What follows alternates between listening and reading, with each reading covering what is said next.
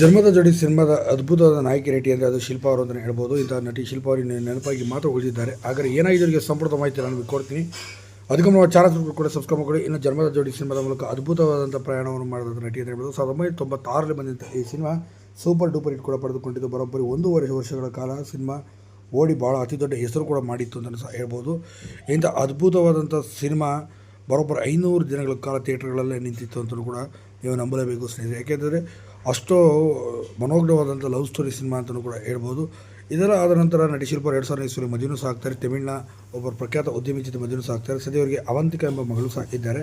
ಸದ್ಯ ಈಗ ಅವರು ಮೊದಲನೇ PUC ಕೂಡ ಓದ್ತಿದ್ದಾರೆ ಅಂತಲೇ ಹೇಳ್ಬೋದು. ಏನೋ ನಟಿ ಶಿಲ್ಪಾ ಈಗ ತಮಿಳಿನಲ್ಲಿ ಆಗೊಮ್ಮೆ ಈಗೊಮ್ಮೆ ಕೆಲವೊಂದು ಸೀರೆಗಳಲ್ಲಿ ಮಾಡೋದು ಬಿಟ್ಟರೆ ಕನ್ನಡ ಚಿತ್ರರಂಗದ ಸಂಪೂರ್ಣವಾಗಿ ದೂರವಾಗಿ ಈಗಾಗಿ 26 ವರ್ಷಗಳೇ ಕಳೆದು ಹೋಯಿತು ಅಂತ ಹೇಳ್ಬೋದು. 1998ರಿಂದಲೂ ಕೂಡ ಕನ್ನಡ ಚಿತ್ರರಂಗದ ಸಂಪೂರ್ಣವಾಗಿ ಅಂತರವನ್ನು ಕಾಯ್ದಿರಿಸಿಕೊಂಡ್ರು. ಸದ್ಯ ಈಗ ಚೆನ್ನೈನಲ್ಲಿ ಒಂದು ಉದ್ಯಮವನ್ನು ನೋಡಿಕೊಂಡು ಪತಿಯ ಉದ್ಯಮವನ್ನು ಕೂಡ ನೋಡಿಕೊಂಡು ಜೊತೆಯಲ್ಲಿ ಆಗೊಮ್ಮೆ ಈಗೊಮ್ಮೆ ತಮಿಳಿನ ಸೀರಿಯಲ್ಗಳಲ್ಲಿ ಕಾಣಿಸ್ಕೊಳ್ತಿದ್ದಾರೆ ನಟಿ ಶಿಲ್ಪಾ ಅವರು. ಇಂದಿಯೂ ಕೂಡ ನಟಿ ಶಿಲ್ಪಾ ಅವರು ಹಾಗೆ ಇದ್ದಾರೆ ಅಂದರೂ ಕೂಡ ನೀವು ನಂಬಲೇಬೇಕು ಸ್ನೇಹಿತರೆ. ಅಂಥ ಅದ್ಭುತವಾದ ನಟಿ ಅಂತಲೂ ಸಹ ಇವ್ರನ್ನ ಹೇಳ್ಬೋದು. ಏನೇ ಇರಲಿ ಒಳ್ಳೆಯದಾಗಲಿ ಅಂತ ನಾವು